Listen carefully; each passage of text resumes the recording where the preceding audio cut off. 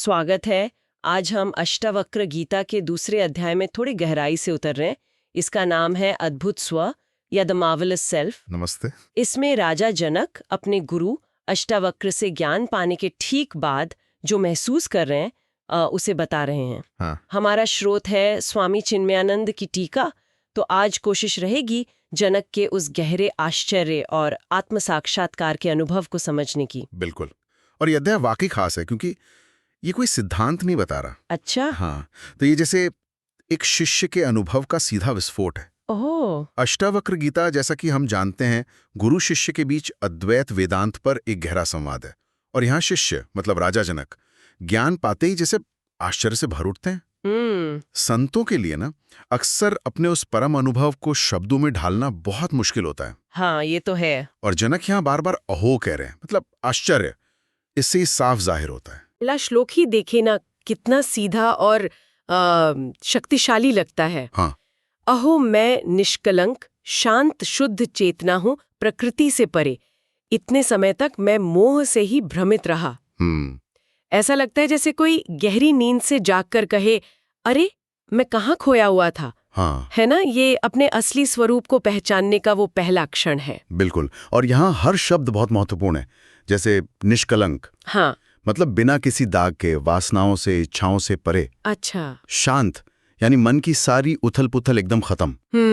और प्रकृति से परे, मतलब ये जो भौतिक जगत है, पंच तत्व हैं, उनके दायरे से पूरी तरह बाहर। और मोह, वो क्या था फिर? वही मोह था कि मैं ये शरीर हूं, मैं ये मन हूं, मैं ये बुद्धि हूं। ये जो गलत पहचान है ना, इसी में जीना। अब जनक कह रहे हैं कि वो सब तो एक भ्रम था, मैं तो असल में शुद्ध चेतना हूं। और फिर देखिए तुरंत दूसरे श्लोक में एक बड़ा दिलचस्प विरोधाभास सा आता है। हाँ, वो तो है। कहते हैं, मैं अकेला ही इस शरीर को और इस ब्रह्मांड को प्रकाशित करता हूँ, इसलिए यह सारा ब्रह्मांड मेरा है, या वास्तव में कुछ भी मेरा नहीं है। हाँ। सब कुछ मेरा है और फिर कुछ भी मेरा नहीं है। ये थोड़ा उलझाने वाला लगता है। हाँ, सुनने में उलझन भरा लग सकता है, पर यह वेदांत के दो अलग अलग दृष्टिकोण दिखाता है। अच्छा, कैसे? देखिए, जब जनक कहते हैं मैं शरीर और ब्रह्मांड को प्रकाशित करता हूं, तो वो चेतना के रूप में अपनी बात कर रहे हैं। जैसे एक बल्ब कमरे को रोशन करता है ना। हाँ। तो इस नजरिए से, क्योंकि सब कुछ मुझ चेतना के प्रकाश में ही दिख रहा है, मतलब सब कुछ मेरे कारण ही अनुभव हो रहा है, तो वो कह सकते हैं सब कुछ मेरा है। ये एक सापेक्ष सत्य है। ठीक है, रिलेटिव ट्रूथ। हाँ, लेकिन फिर परम सत्य के स्तर पर, जिसे अद्वैत कहते हैं, जहां केवल एक ही सत्ता है, एक ही आत्मा, वहां दूसरा कोई है ही नहीं। और जब कोई दूसरा ही नहीं, तो फिर मेरा क्या होगा? अच्छा, हाँ, ये बात तो है। परमात्मा को देखता हूँ। यहाँ देखने का मतलब क्या, आंखों से देखना है? नहीं नहीं, ये आंखों से देखना बिल्कुल नहीं है। ये एक सीधी प्रत्यक्ष अनुभूति है, बिना किसी शक वाला बोध। जैसे मान लीजिए अंधेरे में आपने छूकर किसी चीज को पक्का पहचान लिया, वैसा। अच्छा। और गुरु की कुशलता से कहने का मतलब भी गहरा है। वो ये मान रहे हैं कि ये ज्ञान किसी एक तकनीक या सिर्फ गुरु की वजह से नहीं मिला। तो फिर ये तो तब प्रकट होता है जब अज्ञान का वो जो भ्रम का पर्दा है वो हटता है। जैसे रस्सी को सांप समझने का भ्रम मिटते ही रस्सी साफ दिख जाती है। तो ये गुरु के मार्गदर्शन और अपनी जो भी साधना की है, उन सब के मिले जुले असर से संभव हुआ है। समझ गई। तो अगर सब कुछ आत्मा ही है, तो फिर ये दुनिया हमें अलग क्यों नजर आती है? जनक इसके लिए कुछ बहुत शानदार उपमाएं देते हैं। हाँ, देते हैं। जैसे चौथे श्लोक में कहते हैं, जैसे लहरें, झाग और बुलबुले पानी से अलग नहीं होते, वैसे ही आत्मा से निकला ब्रह्मांड आत्मा से अलग नहीं है। कितना सरल और गहरा उदाहरण है ये। बिल्कुल, यही बताता है कि जो कार्य है वो अपने कारण से अलग नहीं होता। जैसे सोने का कंगन सोने से अलग नहीं है, या मिट्टी का घड़ा मिट्टी से। लहरें पानी का ही तो एक रूप है। ठीक वैसे ही ये ब्रह्मांड जो आत्मा से ही प्रकट हुआ सा लगता है, वो असल में आत्मा से भिन्न नहीं है। और जब ये समझ आ जाए तो फिर दुनिया की ये जो विविधता है, ये अनेकता है, वो हमें परेशान नहीं करती। जैसे जो समुद्र को जानता है, उसे लहरों से क्या डर, वो तो पानी ही है। फिर अगले श्लोक यानी 5वें में कपड़े और धागे का उदाहरण है। हाँ। कि कपड़े को अगर गौर से देखो तो वो सिर्फ धागा ही निकलता है, वैसे ही ब्रह्मांड को देखो तो वो आत्मा ही है।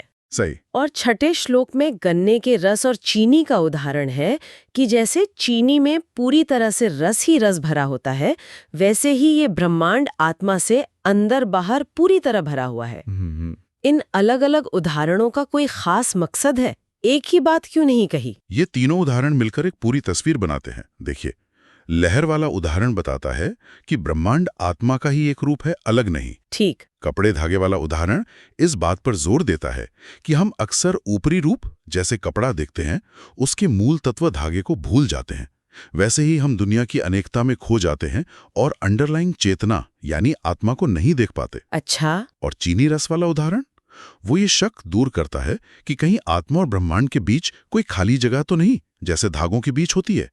नहीं, आत्मा ब्रह्मांड में हर जगह बिना किसी गैप के पूरी तरह से व्याप्त है। ओह, तो तीनों मिलकर ये बता रहे हैं कि दुनिया बस आत्मा में एक प्रतीति है, असल में सिर्फ आत्मा ही सत्य है। एकदम सही।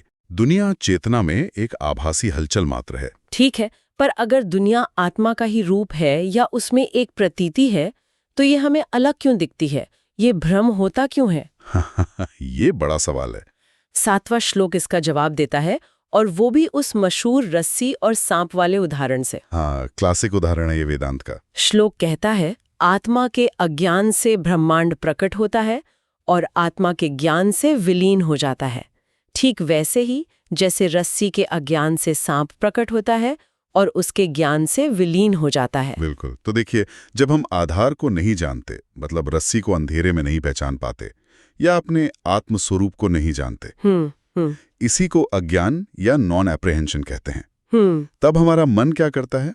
वो उस आधार पर कुछ और आरोपित कर देता है, मतलब मिस एप्रीहेंशन कर लेता है। रस्सी पर सांप देख लेता है, आत्मा पर ब्रह्मांड देख लेता है। अच्छा, तो अज्ञान पहले ढकता है, फिर मन कुछ और दिखा देता है। हाँ, जैसे ही आधार का सही ज्ञान होता है, रोशनी में रस्सी दिख जाती है या आत्मज्ञान हो जाता है, वो अज्ञान भी हट जाता है और वो गलत आरोपण, वो भ्रम भी अपने आप मिट जाता है। और ये रस्सी सांप वाला उदाहरण क्या ये भी बताता है कि ब्रह्मांड आत्मा का विकार नहीं है? हाँ, ये बहुत महत्वपूर्ण है। ये उदाहरण यही दिखाता है कि ब्रह्मांड आत्मा का विकार नहीं है, जैसे दूध बदलकर दही बन जाता है। अगर ऐसा होता तो आत्मा भी बदलती, वो नश्वर हो जाती। बल्कि ये एक विवर्त है, मतलब एक आभासी प्रतीति। जैसे रस्सी पर दिखने वाला सांप रस्सी को जरा भी बदलता नहीं है, उसे प्रभावित नहीं करता, वैसे ही ये दुनिया आत्मा पर दिखती जरूर है, पर आत्मा को बदलती नहीं। तो फिर आत्मा का अपना असली स्वरूप क्या है? 8वें श्लोक में कहा है, प्रकाश मेरा अपना स्वरूप है, मैं उस प्रकाश से भिन्न कुछ और नहीं हूं। जब ब्रह्मांड प्रकट होता है तो वास्तव में केवल मैं ही चमकता हूं। यहाँ प्रकाश का क्या मतलब है? सूरज की रोशनी, प्रकाश, कॉन्शियसनेस, वो जागरूकता जो सभी अनुभवों को संभव बनाती है। हमारा देखना, सुनना, सोचना, महसूस करना, सब कुछ। अच्छा। आत्मा वो स्वयं प्रकाशित चेतना है जो जानने वाले यानी हमें और जानी जाने वाली दुनिया यानी जगत दोनों को प्रकाशित करती है। कोई और उदाहरण है इसका? हाँ, जैसे सिनेमा हॉल में सोचिए, स्क्रीन पर सिर्फ सफेद रोशनी फैली होती है, वो है चेतना। ठीक। फिर जब प्रोजेक्टर से फिल्म, जो हमारे शरीर मन बुद्धि के फिल्टर जैसी है, उस रोशनी से गुजरती है तो हमें स्क्रीन पर पूरी कहानी, पूरी दुनिया दिखाई देती है।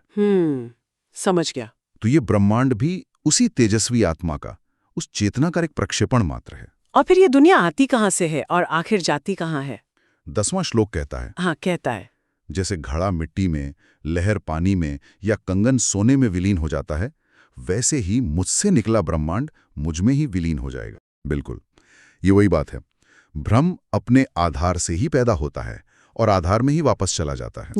जैसे रस्सी से पैदा हुआ सांप का भ्रम रस्सी में ही गायब होता है ना, वो कहीं और से तो आता नहीं, न कहीं और जाता है। हाँ। बस वैसे ही ये ब्रह्मांड आत्मा से ही प्रकट हुआ लगता है, और जब आत्मज्ञान होता है तो ये वापस आत्मा में ही विलीन हो जाता है। कार्य अपने कारण में ही लौट जाता है। इसके बाद के जो 4 श्लोक हैं 11 से 14 तक, वो तो कमाल के हैं। ऐसा लगता है जैसे जनक अपने ही स्वरूप की स्तुति कर रहे हैं। हाँ, एक तरह से स्वयं की स्तुति है ये। बार बार कहते हैं, अहो मैं अद्भुत हूँ, स्वयं को नमन। हाँ, ये अहो अहम नमो मह्यम का जैसे खोरस चल रहा है।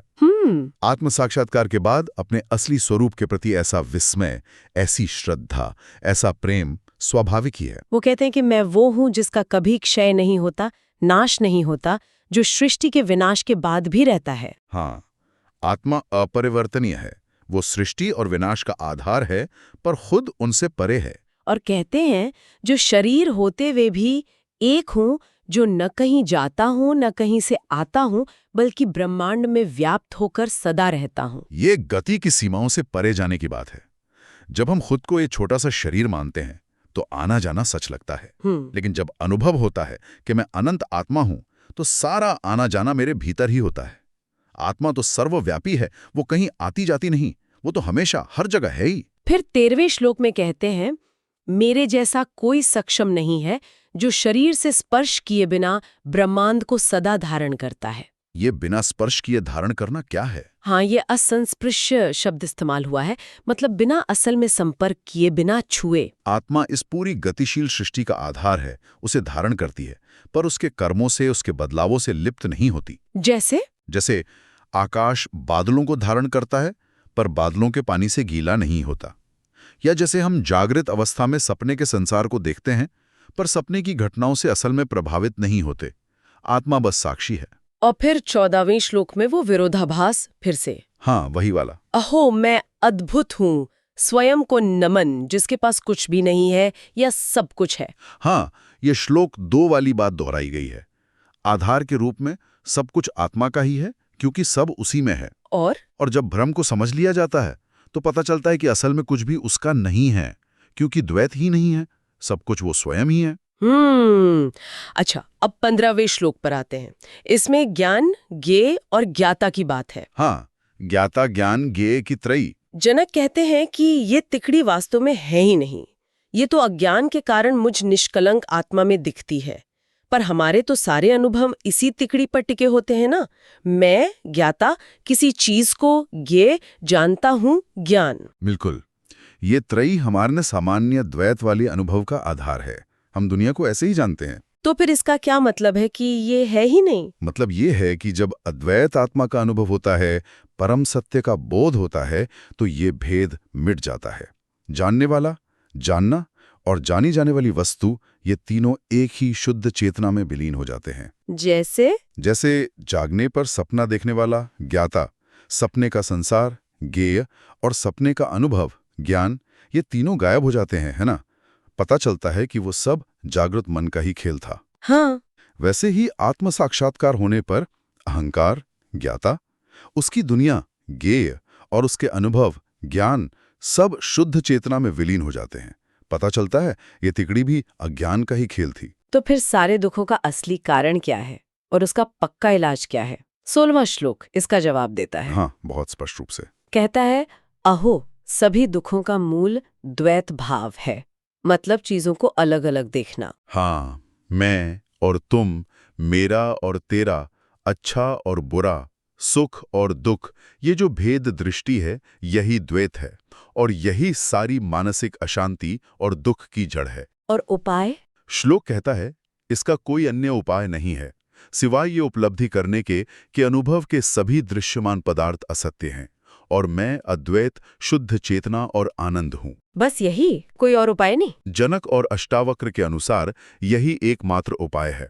वहां शब्द है नान्य तस्यास्ति भेषजम, मतलब इसकी कोई दूसरी दवा है ही नहीं। तो उपाय है अद्वैत का बोध। हाँ, ये जानना कि ये दिखने वाली दुनिया दृश्यम एतत् मृषा असल में सत्य नहीं है, ये बदलती रहती है, ये माया है और मेरा जो असली स्वरूप है वो अद्वैत है, वो शुद्ध चेतना है और वो आनंद स्वरूप है, सच्चिदानंद। और इस स्थिति में, इस बोध में बने कैसे रहें?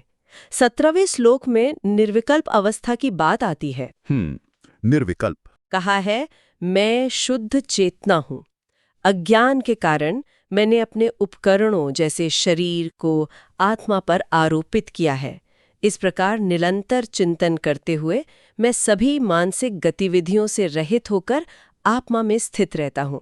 हाँ, निर्विकल्प का मतलब है बिना किसी कल्पना या विचार के, मन की सारी हलचल से पूरी तरह परे की अवस्था। ये समाधि की एक बहुत ऊंची स्थिति है। और इसमें टिके रहने का तरीका क्या बताया है? तरीका है निरंतर ये चिंतन करना, ये याद रखना कि मैं शुद्ध चेतना हूं और ये जो शरीर, मन, बुद्धि वगैरह हैं, ये मुझ पर केवल आरोपित हैं, ये मेरा असली स्वरूप नहीं है। अच्छा, लगातार ये अभ्यास करना है। हाँ, इस निरंतर चिंतन से, इस बोध में टिके रहने से मन की जो बाहरी दुनिया को लेकर प्रतिक्रिया करने की आदत है वो शांत हो जाती है।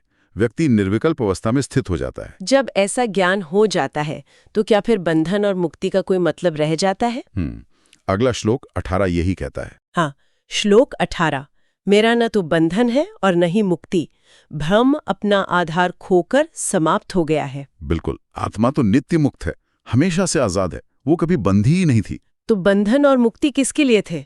ये बातें तो अहंकार के स्तर पर थीं, जो खुद को गलती से शरीर मान बैठा था और दुनिया में फंसा हुआ महसूस कर रहा था। अच्छा। जब वो भ्रम ही टूट गया, जब पता चल गया कि मैं शरीर हूं ही नहीं, तो फिर बंधन कैसा और उससे मुक्ति कैसी? कोई उदाहरण? जैसे आप सपने में देखें कि आप जेल में बंद हैं, फिर आपकी नींद खुल जाए, तो क्या आप कहेंगे कि मैं जेल से रिहा हो गया? नहीं, क्योंकि जेल थी ही नहीं असल में। बस वही बात है, भ्रम के मिटने पर बंधन और मुक्ति दोनों अर्थहीन हो जाते हैं। और फिर श्लोक 19 और 20 में भी यही बात दोहराई गई है कि शरीर, ब्रह्मांड, स्वर्ग, नरक, बंधन, मुक्ति, डर, चिंता, ये सब कल्पनाएं हैं। हाँ, ये सब मन की उपज हैं, अहंकार के खेल हैं।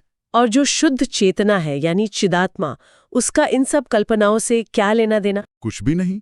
ज्ञानी व्यक्ति इन सब मानसिक संरचनाओं से परे होता है, उसके लिए ये सब बेमानी हो जाता है। लेकिन ज्ञानी व्यक्ति रहता तो इसी दुनिया में है, लोगों के बीच, तो फिर उसका व्यवहार कैसा होता है? 21वां श्लोक इस पर कुछ कहता है और वो बड़ा दिलचस्प है। हाँ, बहुत सुंदर श्लोक है वो। जनक कहते हैं, अहो आश्चर्य, मनुष्यों की भीड़ में भी मुझे कोई द्वैत नहीं दिखता। मुझे ऐसा लगता है जैसे मैं जंगल में हूँ, तो फिर मुझे किस चीज के प्रति आसक्ति महसूस करनी चाहिए? ये ज्ञान की पराकाष्ठा है, जब भीतर का द्वैत मिट जाता है, जब अपने और पराये का भेद खत्म हो जाता है, तो बाहर भीड़ में भी एकता ही दिखाई देती है। ज्ञानी को हर व्यक्ति में, हर चीज में वही एक आत्मा, वही एक चेतना नजर आती है। इसीलिए भीड़ जंगल जैसी लगती है। हाँ, क्योंकि बाहर शोर होते हुए भी भीतर परम शांति और एकांत का अनुभव होता है। और जब सब कुछ एक ही दिख रहा है, तो फिर लगाव या आसक्ति, रति किससे होगी? किससे जुड़ें और किससे बचें? तो कर्म कैसे होते हैं फिर? कर्म तो सहज रूप से होते रहते हैं, जैसे एक खेल। उनमें एक कर्तापन का भाव नहीं रहता, मोह नहीं रहता। 22वें श्लोक में जनक फिर से एक तरह का आत्मविश्लेषण करते हैं। हाँ, वो खुद को फिर से डिफाइन कर रहे हैं। कहते हैं, मैं शरीर नहीं हूं, न ही मेरा कोई शरीर है। मैं शरीर नहीं हूं मतलब मैं ये स्थूल सूक्ष्म कारण शरीर नहीं हूं, और न ही मेरा कोई शरीर है मतलब मेरी इन शरीरों से कोई आसक्ति, कोई ममता नहीं है। अच्छा। सारे शरीर आत्मा में हैं, पर कोई भी शरीर आत्मा का नहीं है। फिर कहते हैं, मैं जीव, अहंकार नहीं हूं, मैं शुद्ध चेतना हूं। हाँ, अपनी असली पहचान बता रहे हैं। मैं वो सीमित मैं नहीं हूं, मैं तो असीम शुद्ध चेतना चित हूं। और आखिर में कहते हैं, जीने की इच्छा रखना यही वास्तव में मेरा बंधन था। क्या जीने की इच्छा ही बंधन थी? हाँ, अहंकार की जो अपने इस सीमित रूप में बने रहने और इंद्रियों के द्वारा सुख भोगने की जो तीव्र इच्छा थी, जिसे जीवेषणा या स्पृहा भी कहते हैं, वही मूल बंधन था। क्योंकि वो इच्छा भ्रम पर आधारित थी, इस गलत पहचान पर कि मैं शरीर हूं। जब ये समझ आ गया कि मैं शरीर या अहंकार नहीं बल्कि शुद्ध चेतना हूं, तो वो जीने की इच्छा, वो आसक्ति अपने आप ढीली पड़ गई, बंधन टूट गया। अब अध्याय के बिल्कुल आखिर में श्लोक 23 से 25 तक जनक सागर का एक बहुत खूबसूरत रूपक इस्तेमाल करते हैं। हाँ, बहुत काव्यात्मक है ये अंतिम श्लोक। 23वें में कहते हैं, अहो आश्चर्य, मुझ असीम महासागर में जब मानसिक तूफान उठते हैं तो दुनिया की विविध लहरें तुरंत उत्पन्न हो जाती हैं। ये बहुत सुंदर चित्रण है। देखिए, आत्मा क्या है? एक असीम महासागर। और मन की जो हलचल है, वासनाएं, विचार, इच्छाएं, वो क्या है? वो हैं हवा या तूफान, चित्तवाते। ठीक। और इस तूफान से क्या होता है? दुनिया के जो अलग अलग अनुभव हैं, ये जो अनेकता है, वो लहरों, भुवन कल्लोलई की तरह उठने लगती हैं। अच्छा, तो मन शांत तो सागर शांत, कोई दुनिया नहीं। बिल्कुल, जैसे गहरी नींद में मन शांत होता है तो कोई दुनिया नहीं दिखती, और जब मन सक्रिय होता है, चंचल होता है, तो लहरें ही लहरें, मतलब दुनिया ही दुनिया नजर आती है। फिर 24वें श्लोक में इस रूपक में एक नाटकीय मोड़ आता है। हाँ, एक ट्विस्ट है। कहते हैं, मेरे असीम महासागर में मन के तूफानों के शांत होने पर दुर्भाग्य से जीव व्यापारी के लिए ब्रह्मांड का जहाज टूटकर डूब जाता है। हाँ, यहाँ दुर्भाग्य से क्यों कहा? ये तो अच्छी बात होनी चाहिए कि तूफान शांत हो गया। ये अहंकार के नजरिए से, जीव के नजरिए से दुर्भाग्य है। कैसे? देखिए, रूपक जारी है। अहंकार, जीव कौन है? एक व्यापारी, वणिजह है। ठीक। वो संसार रूपी समुद्र में यात्रा कर रहा है। किस पर? ब्रह्मांड रूपी जहाज पर, जगत पोतः पर। और जहाज में क्या लदा है? उसकी वासनाएं, उसके कर्म, उसके अनुभव। अब जब आत्मज्ञान से मन का तूफान शांत हुआ तो क्या हुआ? उसका ये जहाज, उसका ये संसार का सारा खेल ही खत्म हो गया, डूब गया, विनश्वरा। तो अहंकार के लिए जो यात्रा कर रहा था, व्यापार कर रहा था, उसके लिए तो ये दुर्भाग्य ही हुआ ना। उसका तो सब कुछ लूट गया। हाँ, बात तो है। लेकिन आत्मा के दृष्टिकोण से देखें तो ये परम सौभाग्य है, ये मुक्ति है, अपने असली शांत असीम स्वरूप में वापस लौटना है। और फिर 25वां जो अंतिम श्लोक है उसमें कहते हैं, अद्भुत, आश्चर्य, मुझ में असीम महासागर में व्यक्तिगत आत्माओं की लहरें अपने स्वभाव के अनुसार उठती हैं, टकराती हैं, कुछ समय खेलती हैं और विलीन हो जाती हैं। हाँ, यहाँ रूपक अपनी शिखर पर पहुंचता है। अब सिर्फ दुनिया ही नहीं, बल्कि हम सब जो अलग अलग जीव हैं, जीव विचया, हम सब भी उसी एक चेतना के महासागर में उठने वाली लहरों की तरह हैं। हम सब लहरें हैं। हाँ, हम अपने अपने कर्मों या कह लीजिए स्वभावता के अनुसार इस सागर में उठते हैं, उद्यंती यानी जन्म लेते हैं, फिर जीवन में एक दूसरे से मिलते हैं, टकराते हैं, घ्रंती, अपने अपने खेल खेलते हैं। तो आखिर में अपने समय के अनुसार उसी महासागर में वापस विलीन हो जाते हैं, यानी मृत्यु को प्राप्त होते हैं। तो जैसे लहरें सागर से अलग नहीं होती, बिल्कुल वैसे ही हम जीव भी उस परम आत्मा से, उस चेतना से अलग नहीं हैं। सब उसी एक का खेल है। जैसे सपने के सारे पात्र जागने पर जागृत मन में ही विलीन हो जाते हैं। जब मन शांत होता है तो सारे नाम और रूप उसी एक शुद्ध चेतना में मिल जाते हैं। एकदम। तो कुल मिलाकर इस दूसरे अध्याय में जनक का अनुभव गहरे आश्चर्य, परमानंद और अद्वैत के बोध का है। हाँ, पूरी तरह से। वे खुद को शुद्ध, शांत, असीम चेतना के रूप में पहचानते हैं और ये दुनिया उन्हें उसी चेतना में उठने वाली लहरों की तरह या रस्सी पर सांप के भ्रम की तरह दिखती है, जो अज्ञान से पैदा होती है और ज्ञान से मिट जाती है। और ये भी कि द्वैत भाव ही सारे दुख का कारण है और अद्वैत का बोध ही उसका एकमात्र उपाय है। बिल्कुल। और ज्ञानी व्यक्ति भीड़ में रहता हुआ भी एकांत का अनुभव करता है और बंधन मुक्ति जैसी बातों से ऊपर उठ जाता है। हाँ, और ये समझना बहुत महत्वपूर्ण है कि ये सिर्फ कोई फिलॉसफी या बौद्धिक विचार नहीं है।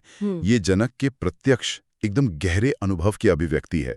उस अनुभव की तीव्रता ही है जो उन्हें बार बार अहो, आश्चर्य कहने पर मजबूर कर रही है। सही कहा। और अगर हम व्यावहारिक स्तर पर देखें तो संदेश यही निकलता है कि अपने असली स्वरूप को पहचानना और ये जो दुनिया हमें दिखती है, इसकी क्षणभंगुरता, इसकी असत्यता को समझना ही स्थायी शांति और आनंद पाने का रास्ता है। और जाते जाते हमारे सुनने वालों के लिए एक सवाल छोड़ जाते हैं। जरूर। अगर हम सब, ये सारे जीव, चेतना के महासागर में अपने स्वभावतः के अनुसार उठने और विलीन होने वाली लहरों की तरह हैं, तो ये स्वभाव आखिर है क्या? गहरा सवाल है। और हम अपने विचारों और अनुभवों की इन आती जाती बदलती लहरों के पीछे अपने असली स्थायी स्वभाव को कैसे खोज सकते हैं, कैसे जान सकते हैं?